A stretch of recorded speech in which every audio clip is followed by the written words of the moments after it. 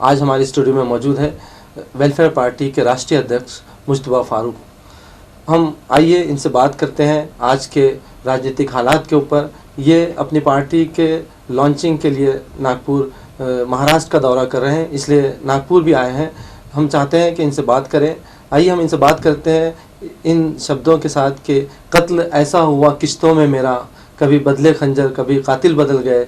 इस देश में समाजवाद के नाम पर कभी समाजवादी पार्टी ने लूटा, सेकुलरिज्म के नाम पर कभी कांग्रेस ने लूटा, हिंदुत्व के नाम पर कभी भाजपा ने लूटा और सोशल इंजीनियरिंग के नाम पर कभी बहुजन समाज पार्टी ने लूटा। तो आज एक और नई पार्टी की ज़रूरत आपको कैसे महसूस? सब जिन शब्दों से आपने आज प्रोग्राम का आगाज़ किया है, शायद आपने हमारे एहसास की तर्जुमानी की है। आपने ख़ुद अपने सवाल से जवाब दे दिया कि सब ने तो लूटा ही लूटा है, तो क्या हम लूटने के लिए रहेंगे?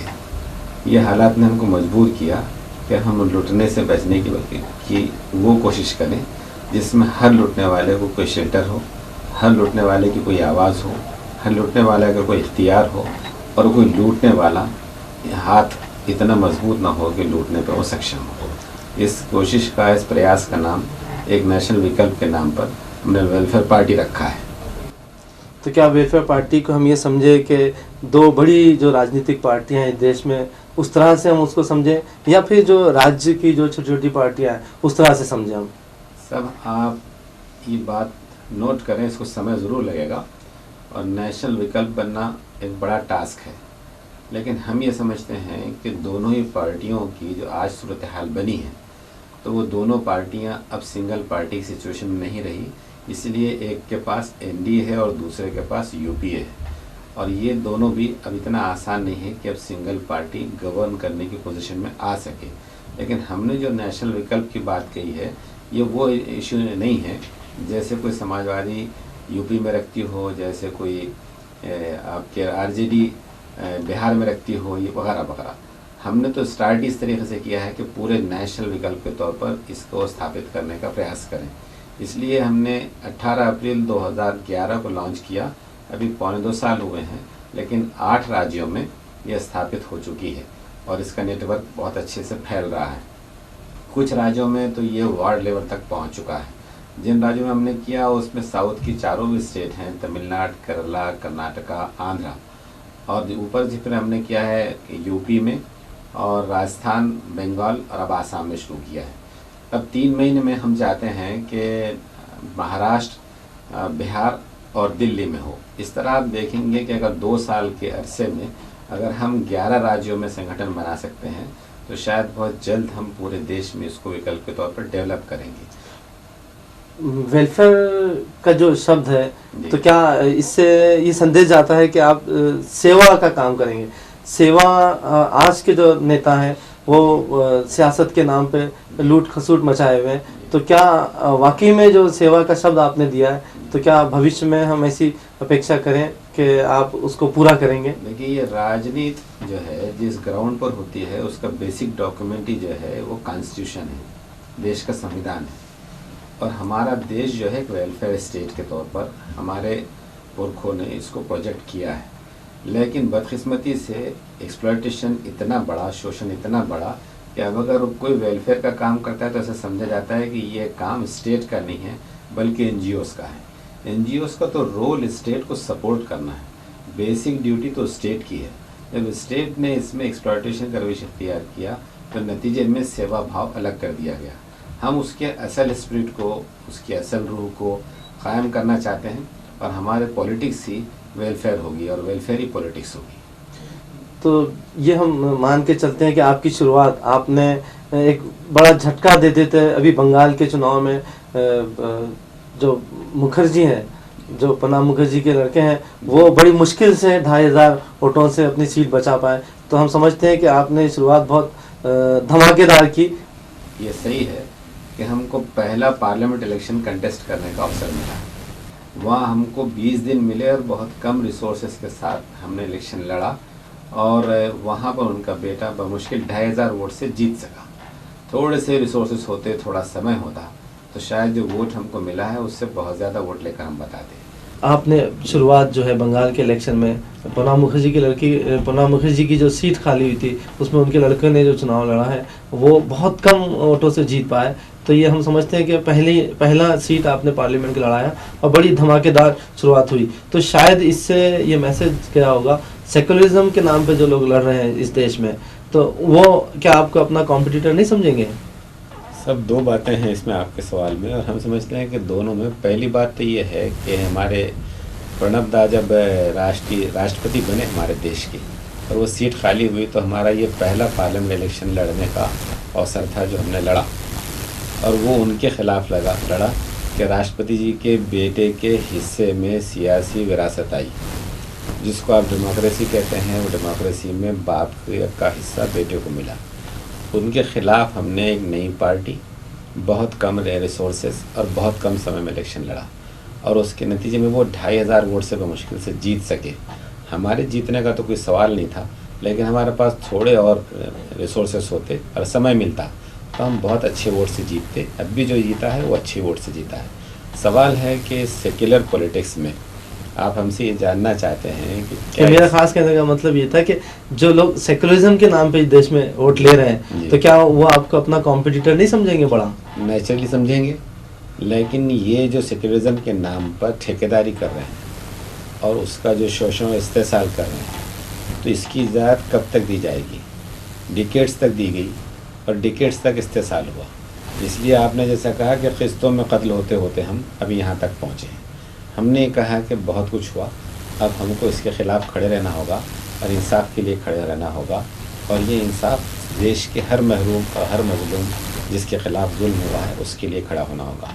ये भी उसका प्रयास है और एक नेशनल प्रयास है। तो आप ये समझते हैं कि ऐसी बहुत सी पार्टियां रही हैं जिन्होंने वोटों का सेकुलर वोट का बंटवारा किया है जी। तो आप लोगों में कैसा विश्वास पैदा करेंगे इस बात के लिए कि हम वोट काटने के लिए नहीं आए बल्कि हम जो है जीतने के लिए आए हैं?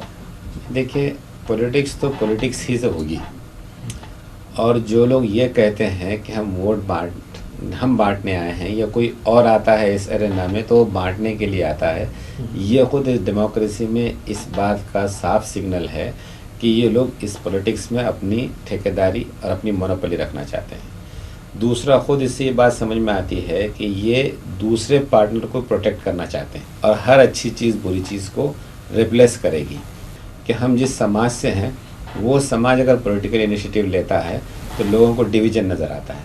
उससे पहले उनको उस वक्त डिवीज़न नज़र नहीं आता कि जितनी पार्टियां हैं तो किस समाज के पास है, कि ये सारी मुस्लिम समाज की पार्टियां हैं। ये सारी पार्टियां जिस समाज में हैं वो ऑलरेडी डिवाइडेड हैं। हम जब आते हैं और वोट से विड्रॉ करते हैं तो आपको डिवीज़न नज़र आता है और वो आपको कम्युनलिज्म नज़र आता है। हम समझते हैं कि ये सोच को ठीक करना चाहिए। पहली बात तो ये। दूसरी बात ये है कि सब अगर हम आए तो आपने हालात को इस तरह ख़राब किया कि अब वोट को आपने कास्ट बेस्ड कर दिया है। कोई कांग्रेस पार्टी हो या कोई पार्टी हो कहीं पर टिकट देती है तो वो ये सोचते हैं कि कौन सा समाज वहाँ पर है और किसके पास पब्लिक है, उसको वो टिकट देती है। वो सेक्युलर और डेमोक्रेटिक ग्राउंड पर नहीं देती है। आपकी पार्टी का भविष्य में 2014 के चुनाव को लेकर क्या प्रोग्राम होगा? क्या आप देखते हैं कि क्या आप अकेला इस देश में राजनीति करना चाहेंगे या फिर ऐसी कुछ राजनीतिक पार्टियां हैं छोटी छोटी राज्य की उनके साथ कोई आपका गठबंधन का प्रोग्राम होगा? जैसे केजरीवाल हैं, रामदेव बाबा हैं, या बहुजन समाज पार्टी है, समाजवादी पार्टी है, बीजू जनता दल या लालू प्रसाद यादव की पार्टी? देखिए, पहली बात तो ये है कि हम एक मकसद के साथ आ रहे हैं।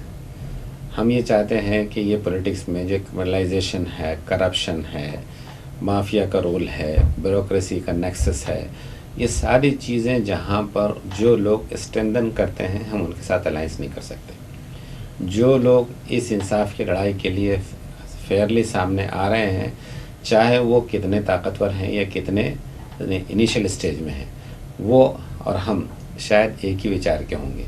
तो जिनके विचार मिलेंगे, हमारी अपनी तरफ से भी कोशिश होगी कि हम उनके साथ कोई ताकत बनाएं। लेकिन जो पार्टीज़ ऑलरेडी इस सिस्टम को इस्तेसाल के लिए, शोषण के लिए, एक्सप्लॉयटेशन के लिए इस्तेमाल कर रही हैं, उनसे अलायंस को हम बहुत ही मोहतात होने की कोशिश करेंगे, उसको अवॉइड करेंगे। आप एक सोशल एक्टिविस्ट रहे हैं, एक समाचार पत्रिका के जो है आप चीफ एडिटर हैं, तो आप इस तरह की सियासत के खेल में आप कैसे फंस गए हैं? देखिए, जैसा आपने कहा कि मेरा ताल्लुक़ एक न्यूज़पेपर से भी है और समाज से भी है। जो आदमी भी समाज में काम करता है वो बहुत जल्द इस बात को रियलाइज़ करने पर मजबूर कर दिया जाता है कि सिस्टम पर, इस डेमोक्रेसी में कंट्रोल जो है वो पॉलिटिक्स का बहुत ह्यूज है, बहुत भारी उसका प्रभाव है। और ये प्रभाव होना हमारे लिए शौक़ का नहीं है कि हम भी अपना प्रभाव बढ़ाना चाहते हैं, बल्कि ये प्रभाव इतना बढ़ गया है कि किसी को अपना हक़ हासिल करना और अपने हक़ के लिए बाकी रहना उस वक्त तक बाकी नहीं रहता जब तक कि इस किस्म के सिस्टम का आप शेल्टर ना लें। और पॉलिटिक्स में जिनका शेल्टर लेना पड़ता है वो सब आपके सामने है। तो हमने ये समझा कि इसका सॉल्यूशन वो डायरेक्ट पॉलिटिकली इंटरवेंशन में है, ख़ास तौर पर इस ग्राउंड पर कि जिस समाज से हम बिलोंग करते हैं शायद वो सबसे ज़्यादा मार्जिनलाइज्ड है, स्पेशली पॉलिटिकली। सीधा आप जिस हमारी रियासत महाराष्ट्र में हम बैठे हैं, महाराष्ट्र राज्य में हमारा जो पॉपुलेशन है, आप देखिए कि 48 पार्लियामेंट की सीट है। अगर आप डेमोक्रेसी कर रहे हैं तो आपको लोगों को प्रतिनिधित्व देना होगा। अगर वो चुनकर नहीं आता है तो आप राज्यसभा दे सकते हैं, लेकिन किसी को कोई इंसाफ और कोई डेमोक्रेसी लेना नहीं है। आप बता सकते हैं कि कितने एमपी मुस्लिम समाज से यहाँ पर है, कितने तो बड़ा शब्द है, किसी एक एमपी का नाम गिना सकते हैं कि यहाँ से कोई है। इसलिए ये बात सीधी सी है कि अगर आप डेमोक्रेसी की बात कर रहे हैं तो अवसर आप देंगे नहीं, लेना होगा, और लेने का टूल राजनीति है। इसलिए हमने राजनीति में आना ज़रूरी समझा। मतलब ये है कि आपका निशाना सीधी सीधी कांग्रेस होगी अगले आने वाले चुनाव में। लेकिन एक बात हम आपसे और पूछना चाहेंगे कि जो जिस समाज से आप बिलोंग करते हैं उनकी जो एक बड़ी डिमांड है जिसको कांग्रेस काफ़ी अरसे से टाल रही है, चाहे वो सच्चर की रिपोर्ट हो, चाहे रंगनाथ मिश्रा कमेटी की रिपोर्ट हो, या फिर उन युवाओं को जो बेगुनाह जेलों के पीछे हैं उन्हें छुड़ाने की बात हो, इंसाफ की बात हो, जस्टिस के लिए, तो सोशल जहां कांग्रेस गवर्नमेंट इसमें काफ़ी मुसलमानों का कॉन्फिडेंस नहीं जीत पाई है, तो आपके पास उनके लिए क्या ऐसी चीज़ें मौजूद हैं? देखिए, हम ये समझते हैं कि ये सारी परेशानियों को लेकर ही हम पॉलिटिकल पार्टी ला रहे हैं, और इसलिए लाने पर मजबूर हुए हैं कि इतना निर्भर करने के बाद, इतना अनकंडीशनल वोट देने के बाद भी हमने को कांग्रेस ने या इस हुकूमत ने क्या दिया। इस महाराष्ट्र में हमारा अगर प्रोपोर्शनेट पॉपुलेशन 11% है तो जेलों में हमारा पॉपुलेशन जो है 42% है। टाडा आपने बनाया, ब्लैक लॉ बनाया, और वो साबित हो गया कि वो एक ब्लैक लॉ था, तो आपने उसका चेहरा बदल के पोटा बना दिया। पोटा भी आपने बनाया, वो भी साबित हुआ कि बहुत जालिम और गैर इंसानी और मानवता के विरोध में ये कानून है। वो भी जब साबित हो गया तो आपने उसका चेहरा बदल कर मकोका कर दिया। आज आप मकोका लगा रहे हैं। उससे हटकर फिर अब जो सिचुएशन है, तो आपने जो बात कही है कि मिश्रा की सिफारिशात, मिश्रा कमीशन जिसमें रिजर्वेशन को रिकमेंड किया गया है, तो इसके बारे में UPA 1 जब रुख्सत हो रही थी तब हम मिले थे, प्रधानमंत्री जी से मिले थे, और प्रधानमंत्री जी ने बहुत क्लियर शब्दों में पर्सनली हमने मुलाकात की थी, तो कहा था कि साहब अगले समय हमको अपॉर्चुनिटी दीजिए, हमको दोबारा लाइए, हम इसको एग्जीक्यूट करेंगे। लेकिन अब हमको बेवकूफ़ समझते हैं और कहते हैं कि ये रुकावट है, ये सीलिंग है, ये हो सकता है, वो नहीं हो सकता है। क़ानून बनाने का इख्तियार आप लेकर बैठे हैं। मुस्लिम बच्चों पर जुल्म करना है तो UAPA में रिसेंटली आपने जो अमेंडमेंट्स किए हैं उसको फिर से आपने ब्लैक लॉ और ड्रैकोनियन लॉ बना दिया है। ये क़ानूनी तब्दीली करने में आपको कोई तकल्लुफ़ नहीं है। तकलीफ़ देने में आपको मज़ा आता है, लेकिन हर देने में आपको तकलीफ़ होती है। इसलिए चाहे रिजर्वेशन की लड़ाई हो, चाहे बच्चों की हिफाजत की लड़ाई हो, हम अपनी पॉलिटिक्स से लड़ेंगे और इनके ख़िलाफ़ लड़ेंगे।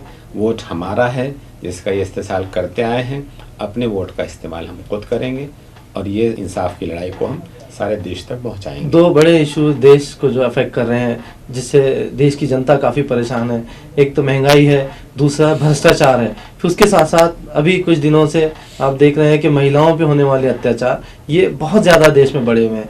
तो आपके पास कोई ऐसा फार्मूला है कि इन चीज़ों को आप कैसे कंट्रोल करेंगे या लोगों में जागरूकता कैसे पैदा करेंगे आप? देखिए, बात बहुत सीधी है, लेकिन वो इसलिए हजम नहीं होती है कि जो लोग बैठे हैं वो भ्रष्टाचारी हैं, और कॉरपोरेट सेक्टर में जो भ्रष्टाचार होता है वो बहुत ह्यूज है। हम उसका, गरीब लोग उसका अंदाज़ा नहीं कर सकते।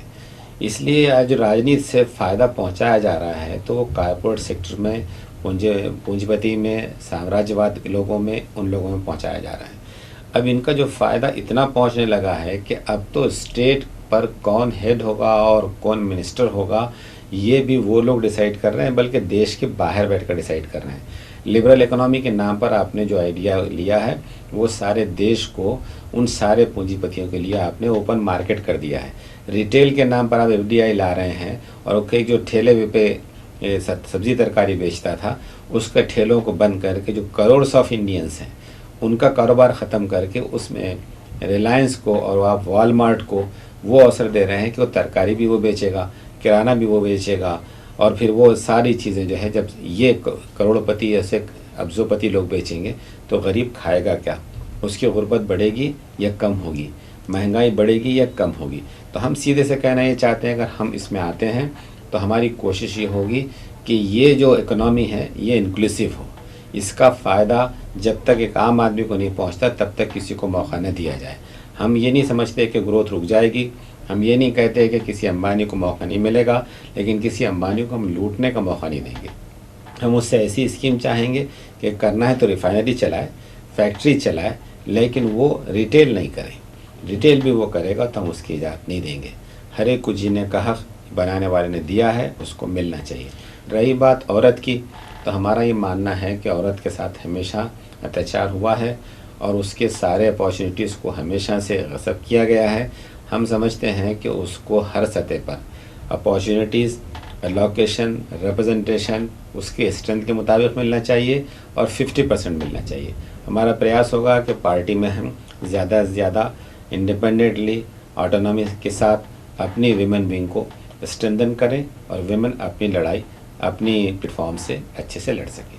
इसमें किसी भी पॉलिटिकल पार्टी के लिए ये बहुत इम्पोर्टेंट होता है कि उसकी फॉरेन पॉलिसी, विदेश नीति क्या हो। तो जिस तरह से पिछले दिनों में हमने देखा कि NDA UPA दोनों का झुकाव अमेरिका, इजराइल इनके तरफ रहा है। इन्होंने इन लोगों से ताल्लुकात बढ़ाए हैं और खाड़ी के देशों से रिश्तों को कमज़ोर किया है, जिसकी वजह से हमारे यहाँ ख़ासतौर से ईरान की बात करते हैं कि जो पेट्रोलियम पाइपलाइन का जो समझौता था उसको ख़त्म किया, और ऐसी बहुत सी चीज़ें हैं जिसकी वजह से पेट्रोल की महंगाई को झेलना पड़ रहा है देश की जनता को।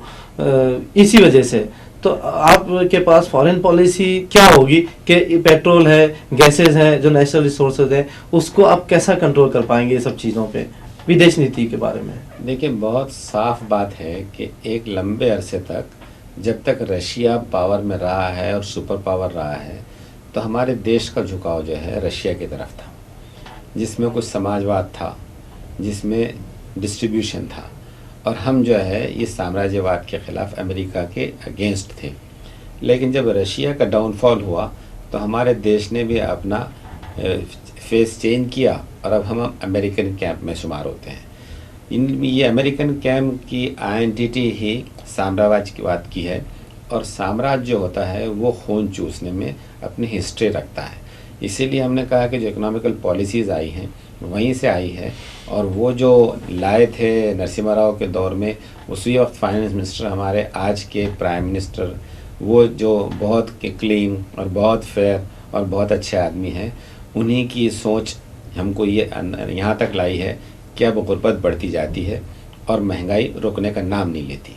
हमारा कहना यह है फॉरेन पॉलिसी के एतबार से हमारी दूसरी आइडेंटिटी ये थी कि एशिया में हम लीड करते थे और सारे खाड़ी के देश हमको एक लीडर की हैसियत से ट्रीट करते थे। लेकिन इन्होंने अपने वेस्टेड इंटरेस्ट के तहत, अमेरिकन्स ने या उनकी लॉबी ने हम पर जो इन्फ्लुएंस किया है, तो पूरा तो नहीं लेकिन उसका काफ़ी इन्फ्लुएंस हम पर हुआ है। जैसा आपने ईरान पाइपलाइन की बात कही, उसमें इंडिया ने डिफ़र किया है, हमारे देश ने उसमें डिफ़र किया, लेकिन उसको बहुत मुश्किल गया है। UN देश हों या कहीं भी हों, ये प्रॉब्लम तो बहरहाल आ रहे हैं और हमको इससे निकलना चाहिए, इसलिए कि जालिम का साथ देंगे, शोषण करने वाले देशों का साथ देंगे तो उनके ख़िलाफ़ गुस्सा है, सारे जग में, सारे वर्ल्ड में गुस्सा है।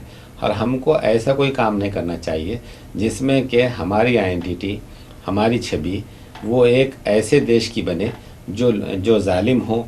ये भी है क्या, अफ़गानिस्तान में क्या मिलता है इनको, लेकिन इनको चाइना के लिए, इंडिया को इस्तेमाल करने के लिए अफ़गानिस्तान में ही घुसते हैं।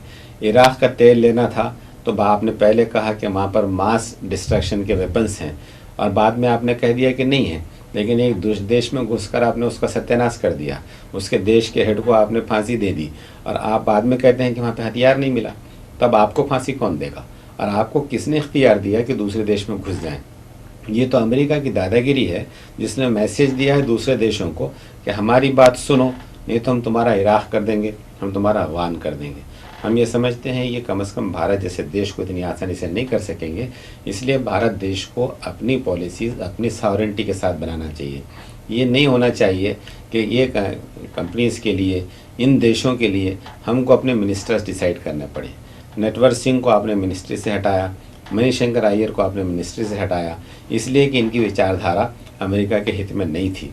ये जुल्म के ख़िलाफ़ बोलते थे, ये उनका साथ नहीं देना चाहते थे। तो इतना इनका प्रभाव हो कि भारत की राजनीति ये डिसाइड करेंगे ये भारत की डिग्निटी और सम्मान के ख़िलाफ़ है, हम इसका विरोध करेंगे और हर इंसाफ की पॉलिसी का साथ देंगे, चाहे कोई अमेरिका इसके हक़ में हो चाहे इसके ख़िलाफ़। वतन से इश्क और अमन से प्यार और फरेबी से बैर, सभी ने ओढ़ रखे हैं नकाब जितने हैं। आप राज्यों का दौरा कर रहे हैं, किस तरह का आपको समर्थन मिल रहा है? आप अपने पार्टी के लिए हमारी जनता को क्या आह्वान करना चाहेंगे पार्टी समर्थन के लिए? देखिए, हमारी अब तक एक्सपीरियंस में ये बात आ रही है कि वंचित तो 2/3 इंडियन है, बड़ा समाज है, लेकिन दूसरे समाज भी हमारी तरफ आकर्षित कम हो रहे हैं। उसकी एक बड़ी वजह ये भी है कि पॉलिटिकली वो हमसे बहुत पहले संगठित हुए हैं। अगर कोई समाज नेशनल लेवल पर पॉलिटिकली संगठित नहीं हुआ है तो वो ले देकर एक समाज रह जाता है जो यहाँ की सबसे बड़ी माइनॉरिटी या दूसरी बड़ी मेजॉरिटी है, वो है मुस्लिम समाज। तो कुछ राज्यों में तो वो है, लेकिन बेशतर राज्यों में वो नहीं है। इसलिए जहाँ जहाँ उसका अवसर है हमको वहाँ पर उनका अच्छा सपोर्ट मिल रहा है और हम अगर पहले फेस में इनका साथ हासिल कर सके तो इस एसेट को लेकर हम जो ह्यूमन ग्राउंड पर मानवता के हित में, देश के हित में इंसाफ की लड़ाई लड़ेंगे, वो उससे दूसरे भी वंचित समाज में हमारा विश्वास पैदा होगा और हम समझेंगे कि वो भी हमारा साथ देंगे। लेकिन हमारी आज भी दरख्वास्त यही है कि हम बहुत फेयरनेस के साथ अच्छे लोगों के साथ आ रहे हैं। तो हर आदमी जो इंसाफ की लड़ाई नीति और सिद्धांत के साथ लड़ना चाहता है, वेलफेयर पार्टी उसका अपना प्लेटफॉर्म है। हम सभी से अपील करेंगे कि इस जुल्म को ख़त्म करने और इंसाफ की लड़ाई लड़ने के लिए वेलफेयर पार्टी आपकी अपनी पार्टी है। आप इसके लीडरशिप में आइए, इसका नेतृत्व कीजिए, सपोर्ट आवाम का सपोर्ट हासिल कीजिए और वो सारी शक्तियाँ जो देश को नुकसान पहुँचा रही है, जो यहाँ के पैसा लूट कर बाहर जमा कर रही है, जिसके सामने कोई इंसानियत नहीं बची है, उनको मुँह तोड़ जवाब दीजिए। इसी का नाम वेलफेयर पार्टी है और ये आपकी पार्टी होने के नाते हम आपके सामने पेश कर रहे हैं और हम इसको साबित करेंगे कल ये आपकी पार्टी होगी। आप अपना कीमती समय निकाल कर हमारे स्टूडियो में आए, हम आपका बहुत बहुत शुक्रिया अदा करते हैं और शुभकामना देते हैं कि आपकी पार्टी जो है आगे भविष्य में देश की सेवा करे और देश की जनता का विश्वास जीते। धन्यवाद। शुक्रिया सर, आपने मौका दिया, हम आपके आभारी हैं, आपके चैनल के आभारी हैं। शुक्रिया।